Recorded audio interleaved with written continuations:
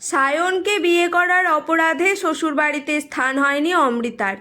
যেদিন প্রথম সায়নের বউ হিসেবে শ্বশুরবাড়িতে পা রাখে সেদিনই অমৃতার রাশভারী শ্বশুরমশাই দেবপ্রিয়বাবু ছেলে সায়নকে বলেছিলেন, তোমাকে বারবার বারণ করা সত্ত্বেও সেই তুমি মেয়েটাকে বিয়ে করে আনলে।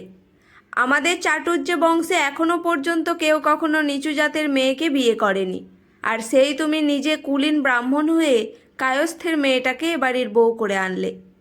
দুপাতা ইংরেজি শিখে কি নিজেকে খুব আধুনিক মনে করছো? একবারও আমাদের কথা, পরিবারের মান সম্মানের কথা চিন্তা করলে না? বংশ পরম্পরায় আমরা কুলীন জমিদার বংশ। বাড়ির কুলদেবতা রাধা গোবিন্দ।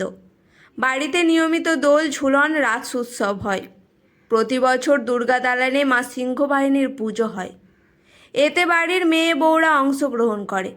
সেখানে এই কায়স্থের মেয়েটার কাজ কি? নিজের বিবেক বুদ্ধি কি ওই মেয়েটার পায়ে বিসর্জন দিয়েছিস? শ্বশুরের কথাগুলো শুনে চুপচাপ মাথা নিচু করে দাঁড়িয়েছিল অমৃতা। চোখ দিয়ে টপ টপ করে জল ঝরে পড়ছিল। সায়ন তার বাবাকে বোঝাবার চেষ্টা করে, বাবা, এভাবে কথা বলো না প্লিজ। অমৃতা এখন তোমার পুত্রবধূ, ওকে প্লিজ কায়তের মেয়ে এভাবে বলো না। আর তোমাকে ও মাকে তো আমি অনেকবার বুঝিয়েছি বাবা, যে আমি অমৃতাকে সেই স্কুল জীবন থেকেই ভালোবাসি। ওকে ছেড়ে তোমাদের পছন্দ মতো কুলীন ব্রাহ্মণ কন্যাকে বিয়ে করা কোনোদিনই সম্ভব ছিল না আমার পক্ষে। আর তাছাড়া এখন জাতপাতের ভেদাভেদ কেউ করে না। তোমরা তো জানোই অমৃতা কত ভালো মেয়ে। সায়নকে কথাটা শেষ করতে না দিয়ে তার মা সুপ্রভা দেবী চেঁচিয়ে ওঠেন, কে কি মানে না মানে তা জেনে আমার কাজ নেই বড় খোকা। আমি জাতপাতের ভেদাভেদ মানি, তোর ঠাকুমা মানে। সব জেনে শুনে তুই কোন আক্কেলে অম্বিকা সেনের মেয়েকে বিয়ে করে এবাড়ির বউ করে আনলি? আমি বেঁচে থাকতে ওই মেয়েকে আমার পুত্রবধূ হিসেবে কখনোই মেনে নেব না। আমি 3 বেলা গোবিন্দের পুজো করি, কুলীন ব্রাহ্মণের মেয়ে এবং কুলীন ব্রাহ্মণের বউ। নিচু জাতির কারোর হাতে আমি জীবনে কখনো অন্ন জল গ্রহণ করব না। আমার ঘরে কখনো এ মেয়ের স্থান হবে না। মায়ের কড়া কথাগুলো শুনে সায়ন বলে, আমি জানতাম এমনটাই হবে, তাই আমার স্কুলের কাছে একটা বাড়ি ভাড়া নিয়েছি। অমৃতাকে নিয়ে আমি ওখানেই থাকব। এ বাড়িতে এসেছিলাম তোমাদের আশীর্বাদ নিতে। এরপর সায়নের পিছনে পিছনে অমৃতা শাশুড়ি ও ঠাকুমা শাশুড়িকে প্রণাম করতে গেলে সায়নের ঠাকুমা 3 দফা পিছিয়ে বলেন, থাক থাক থাক বাছা, আর প্রণাম করতে হবে না। এখন ছুঁয়ে দিলে এই অবেলায় আর স্নান করতে পারবো না। শাশুড়ি মা কেঁদে বলেন, অলক্ষ্মী, নিচু জাতের মেয়ে, তোর মনের ভেতরে এত পাপ ছিল? আমার ছেলেটাকে আমার কাছ থেকে কেড়ে নিলি। জীবনে কখনো সুখী হবি না, আমি বলে দিচ্ছি। শাশুড়ির কথায় চমকে ওঠে অমৃতা। সায়ন অত্যাধিক রেগে গিয়ে অমৃতার হাত ধরে টেনে নিয়ে চ্যাটার্জি বাড়ির বাইরে পা রাখে। বাড়ির কুলদেবতা রাধা গোবিন্দজিউকে এবং মা সিংহবাহিনী মন্দিরে আর প্রণাম করা হয় না অমৃতার। এরপর সায়নের সঙ্গে 2 কামরার ভাড়া বাড়িতে সে সংসার পাতে। প্রথম প্রথম সায়নের সঙ্গে ও বাড়ির কারোর যোগাযোগ ছিল না। তারপর হঠাৎ সায়নের ঠাকুমা মতিবালা দেবীর শারীরিক অবস্থার অবনতি হলে বড় নাতি সায়নের খোঁজ পড়ে। দেবপ্রিয়বাবু নিজের সব রাগ জেদ বিসর্জন দিয়ে মুমূর্ষ মায়ের ইচ্ছে পূরণ করতে খোঁজ করে ছেলের ভাড়া বাড়িতে আসেন। ছেলেকে বাড়িতে ফিরে যেতে বলেন। এভাবে ও বাড়িতে সায়নের পুনরায় যাতায়াত আরম্ভ হয়। অমৃতাকে কিন্তু বাড়ির সবাই ব্রাত্য করে রাখে। এরপর অবস্থার পরিবর্তন হয় অমৃতার মা হওয়ার খবরে। এবার ঠাম্মার মধ্যস্থতায় অমৃতা এই চ্যাটার্জি বাড়িতে আসে। সায়ন প্রথমে অমৃতাকে বাড়িতে আনতে রাজি হয়নি, কিন্তু নিজের বাবা মায়ের অনুরোধে শেষ পর্যন্ত অমৃতাকে বাড়িতে নিয়ে আসে। সায়নের বাবা মা নিমরাজি হয়ে বৌমাকে মেনে নেয়। অমৃতা এতেই খুশি। সে কখনোই চায়নি বাড়ির বড় ছেলে শুধুমাত্র তার জন্য বাবা মা ঠাকুমা পুরো পরিবার ছেড়ে বাইরে থাকুক। তাই সে সায়নকে বুঝিয়ে সুঝিয়ে রাজি করায়। দেখো, মা বাবা ঠাকুমা প্রাচীনপন্থী মানুষ। তাদের পক্ষে এত তাড়াতাড়ি নিজেদের পুরনো ধ্যান ধারণা ছুঁড়ে ফেলে সব কিছু মেনে নেওয়া সম্ভব নয়। ওনারা যে আমাদের বাড়ি ফিরে যেতে অনুরোধ করছেন, এটাই অনেক। ওনাদের একটু সময় দাও, ধীরে ধীরে সব ঠিক হয়ে যাবে। অমৃতার সিদ্ধান্তকে সম্মান জানিয়ে তাকে নিজের বাড়িতে নিয়ে ফেরে সায়ন। তারপর তাদের একটি ফুটফুটে ছেলে হয়। নাতির মুখ দেখে আনন্দে গলে পড়ে অমৃতার শ্বশুর শাশুড়ি। বড় করে নাতির জন্য রাধা গোবিন্দের পুজো দেন। মুখে ভাতের অনুষ্ঠান করান সুপ্রভা দেবী, আমার নাতি, আমার বংশধর, আমার কুলপ্রদীপ ইত্যাদি সম্বোধনে নাতিকে ভরিয়ে দেন। বৌমা অমৃতার হাত থেকে এক প্রকার নাতিকে টেনে ছাড়িয়ে নিজের বুকের মধ্যে চেপে ধরেন। আমার বড় খোকা আমাদের চাটুর্যে বংশের উত্তরাধিকারী। অমৃতা মুখ টিপে মুচকি হাসে। এত আনন্দ, এত অনুষ্ঠানের মাঝেও সে ব্রাত্য থাকে। কায়তের মেয়ে, কায়স্থ কন্যা থেকে যায়। রাধা গোবিন্দের পুজোর জোগাড় করা বারণ, ভোগ রান্না করা বারণ, দুর্গাপুজোর ভোগ রান্না, ঠাকুরের কাজ সব কিছু করা বারণ। এমনকি বাড়ির রান্নাঘরে ঢোকা পর্যন্ত বারণ।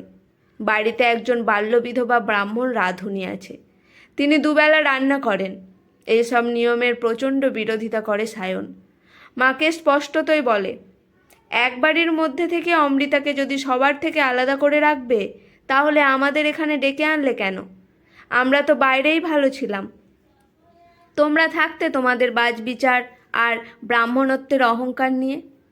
রাগী সায়নকে সামলাতে চেষ্টা করে অমৃতা, কারণ নারীর সেই চিরাচরিত মেনে নেওয়া এবং মানিয়ে নেওয়া সংসার বাঁচানোর প্রচেষ্টা। বাড়িতে মা ছেলেকে তাকে কেন্দ্র করে এই তর্কাতর্কি একদম ভালো লাগে না অমৃতার। সুপ্রভা দেবী বলেন, আমি বেঁচে থাকতে ঠাকুর, মন্দিরের কাজ, ভোগ রান্নার কাজ বড় বৌমাকে করতে দেব না। আর আমিও তোমার ঠাকুমা বড় বৌমার হাতে জল গ্রহণও করব না। এটাই আমার শেষ কথা, এরপর তুমি বুঝে নাও। এই সমস্যার সমাধানে নামতে হয় দেবপ্রিয় বাবুকে। তিনি বৈষয়ী লোক, খুব ভালো করেই বোঝেন। ভবিষ্যতে শেষ বয়সে তাদের বড় পুত্র সায়নী ভরসা। ছোট পুত্র অয়ন পুনেতে ইঞ্জিনিয়ারিং পড়ছে। ভবিষ্যতে সে কখনো এই গ্রামে তাদের কাছে থাকতে আসবে না। বুড়ো বয়সে এই গ্রামের বাড়ি, বিষয় আশয়, ঠাকুর দেবতার পুজো, তাদের দায়িত্ব সব কিছু তাদের এই উচ্চ বিদ্যালয়ের শিক্ষক পুত্র সায়নকে সামলাতে হবে। সেই জন্য ছেলে বৌমাকে বুঝিয়ে এ বাড়িতে নিয়ে এসেছেন তিনি। এখন তার বৃদ্ধা মা ও জেদি গিন্নি বৌমার পিছনে সর্বক্ষণ লেগে থাকার কারণে ছেলে নাতিকে হারাতে চান না তিনি। তাই বুদ্ধি করে গিন্নিকে বলেন, বুঝলে গিন্নি, এখন দাদুভাইয়ের ভীষণ যত্ন আত্তি করতে হবে, ভালো ভালো খাবার বানিয়ে খাওয়াতে হবে, তারপর সবসময় জল গরম, দুধ গরম এসব করতে হবে। তাই বাড়িতে সিঁড়ির পাশে একটা নতুন রান্নাঘর করব ভাবছি। ওই রান্নাঘরে গ্যাসের উনান বসাবো। ওই যে কলকাতায় থাকে বিভাসদা, ওদের বাড়িতে এনেছে গ্যাসের উনান, দেখেছি খুব তাড়াতাড়ি কাজ হয়। বৌমা আধুনিক মেয়ে, গ্যাসের উনানে রান্না করতে জানে, দাদু ভাইয়ের কাজগুলো করে নেবে। স্বামীর কথার ওপরে কিছু বলতে পারেন না সুপ্রভা দেবী। বাবার সঙ্গে যুক্তি করে এরপর বাড়িতে নতুন রান্নাঘর করে, গ্যাস ওভেন আনে, পাইপ লাইনে জলের ব্যবস্থা করে সায়ন। সামনে বাবাকে রেখে সে অমৃতার জন্য সমস্ত সুযোগ সুবিধা করে দেয়। এরপর সময় কেটে যায় দ্রুত গতিতে। অমৃতা ধীরে ধীরে সংসারে নিজের জায়গা করে নেয়। এখন দুবেলা অমৃতার হাতের কড়া চা না হলে চলে না তার শ্বশুর মশাইয়ের। দুবেলা জলখাবারও ছেলে নাতির সঙ্গে বসে তিনি সেরে নেন। ছোট ছেলে অয়নের বিয়ের পর থেকেই তাদের গ্রামের বাড়িতে আরও অনেক মডার্ন জিনিসপত্র এসেছে। বড় LED TV, fridge, dining table, micro oven সব কিছু। ছোট ছেলে বছরে একবার পুজোর সময় বাড়িতে আসে। ছোট বৌমা আবার অবাঙালি, পুনের মেয়ে। এতে অত্যন্ত ব্যথিত হয়েছেন সুপ্রভা দেবী। কতদিন ছোট পুত্রের সঙ্গে কথা বলেননি, কিন্তু অয়ন মায়ের এই পাগলামি হেসে উড়িয়ে দিয়েছে। ছেলে সৌরভের পর অমৃতার কোলজুড়ে এসে ফুটফুটে কন্যা রায়, দাদু ঠাকুমার নয়নের মণি। দুই পুত্র কন্যা নিয়ে অমৃতার আজ ভরপুর সংসারী। অতীতের তিক্ততার ভুলে নিজের ভালোবাসা দিয়ে সকলের মন জয় করে নিয়েছে সে, কিন্তু আজ পর্যন্ত শাশুড়ির বজ্রকঠিন মনের হদিশ সে পায়নি, আর অনুমতি পায়নি সাবেক রান্নাঘরে ঠাকুর ঘরে যাওয়ার।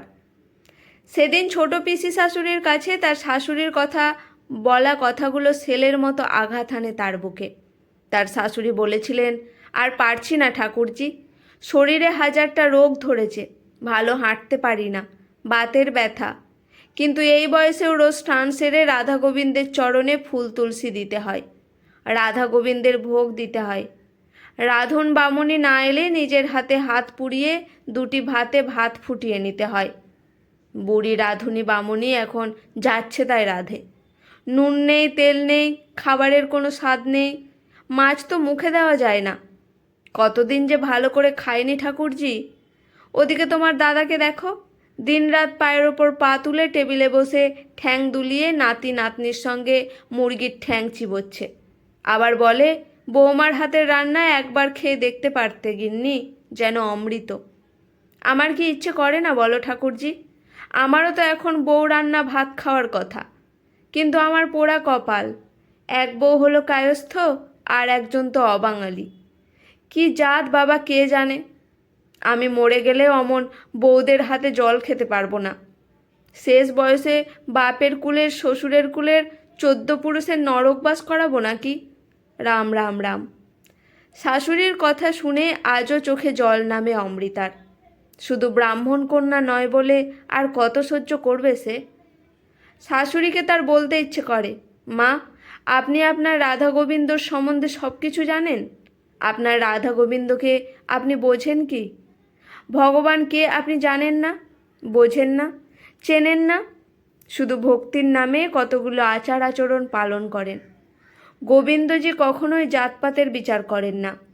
ক্ষত্রিয় সন্তান হয়েও তিনি গোয়ালা ঘরে লালিত পালিত। তিনি ভক্তের ভগবান, মধুসূদন, হরি, সকল জাতপাত ভেদাভেদ সংকীর্ণতার ঊর্ধ্বে। কিন্তু আপনাকে আমি বোঝাবো কিভাবে? রাধা গোবিন্দ ঠিক একদিন আপনাকে সব বুঝিয়ে দেবেন। সময়ের সঙ্গে সঙ্গে আরও বৃদ্ধ বৃদ্ধা হয়ে পড়েন দেবপ্রিয়বাবু ও সুপ্রভা দেবী। তারপর হঠাৎ একদিন বাথরুমে পড়ে গিয়ে কোমর ভেঙে ফেলেন সুপ্রভা দেবী। কলকাতায় নার্সিংহোমে ভর্তি হতে হয়। সেখানেই কোমরের অপারেশন হয়। অনিচ্ছা সত্ত্বেও বাধ্য হয়ে এবং ছেলেদের চাপে পড়ে নার্সিংহোমের খাবার মুখে তুলতে হয় তাকে। এরপর বাড়িতে ফিরেও ডাক্তারি মতে খাওয়া দাওয়া করতে হয়। বাড়িতে বামুনদির হাতের ভাত তরকারি মুখে দিয়েই তা থু থু করে ফেলে দেন সুপ্রভা দেবী। ছেলেকে বলেন, হাসপাতালের রান্নাগুলো কি সুন্দর ছিল বড় খোকা, কত তৃপ্তি করে খেতাম। এবাড়ির রান্না মুখে দেওয়াই দায়। তুই বড় বৌমাকে বল আমাকে রেঁধে দেবে। তোর বাবা বলে বৌমার রান্না নাকি অমৃত, আমি খেয়ে দেখব। সায়ন হেসে বলে, মা, তোমার জাত যাবে না? বৃদ্ধা হেসে জবাব দেন, হাসপাতালে থাকার সময়ই আমার জাত চলে গেছে, আর কটা দিনই বা বাঁচব? শেষ জীবনে ভালো মন্দ দুটো খেয়ে দেই বাঁচি। এরপর বৌমার হাতের রান্না খেয়ে আঙুল চাটতে থাকেন সুপ্রভা দেবী। তারপর প্রায় প্রতিদিনই নাতি নাতনির মতো বৌমার কাছে এটা সেটা খাওয়ার বায়না করেন। এখনও আবার নাতি সৌরভ ঠাকুরমাকে ইয়ার্কি করে বলে, কি গো বামুন বুড়ি, শেষ বয়সে সেই কায়তের মেয়ের হাতের জল খেতে হলো? কেমন লাগছে কায়েতের মেয়ের রান্না? আরও বলতো, হে হে হে, বামুন বুড়ির জাত গেল, কায়েতের ছোঁয়া খেয়ে বুড়ি এবার নরকে যাবে। বৃদ্ধা চোখ পাকিয়ে বলেন, কায়েত? কে কায়েতের মেয়ে? বড় বৌমার তো অনেক দিন আগেই গোত্রান্তর হয়ে গেছে, এখন আমাদের হয়ে গেছে। মেয়েদের একবার গোত্রান্ত হলে আর দোষ নেই। এই কথাটা যদি আগে বুঝতে ঠাকুমা, তাহলে সারা জীবন কায়তের মেয়ে বলে আমার মাকে খোঁটা দিতে না। ঠাকুরমা ও নাতির খুনসুটি শুনে খুব হাসে সায়ন ও অমৃতা। মা নাতির কাছে বেশ জব্দ হয়েছে দেখো অমৃতা। অমৃতা উদাস হাসে। শাশুড়ির দুর্ব্যবহারগুলো আরও বেশি করে মনে পড়ে। তবে এবছরের পুজোর সময় দুর্গা দালানে উঠে মা দুর্গার ভোগ রান্নার অধিকার পায় অমৃতা। শাশুড়ি ঠাকুর ঘরের সব চাবি, বাসনপত্র, ঠাকুরের গয়না বৌমার হাতে তুলে দিয়ে বলেন, বৌমা, আমি বেঁচে থাকতে থাকতে এবাড়ির এই পুরনো প্রথাটা ভেঙে দিয়ে যেতে চাই। আজ থেকে এবাড়ির যাবতীয় দায়িত্ব এবং মা সিংহবাহিনীর পুজো ও রাধা গোবিন্দের পুজোর দায়িত্ব সব তোমার। অনেক দিন জাতপাতের ভেদাভেদ দেখিয়ে পক্ষপাতিত্ব করে তোমাকে দূরে সরিয়ে রেখেছিলাম বৌমা। আজ সব ভেদাভেদ ঘুচিয়ে দিলাম। তুমি আমার ঘরের লক্ষ্মী মা। পারলে তোমার এই বৃদ্ধ শাশুড়ি মাকে তার পূর্বকৃত ভুলের জন্য ক্ষমা করো। শাশুড়ির হাত দুটো ধরে তার চরণ স্পর্শ করে অমৃতা। আর এবারের পুজোর সবচেয়ে বেশি খুশি হয় সায়ন।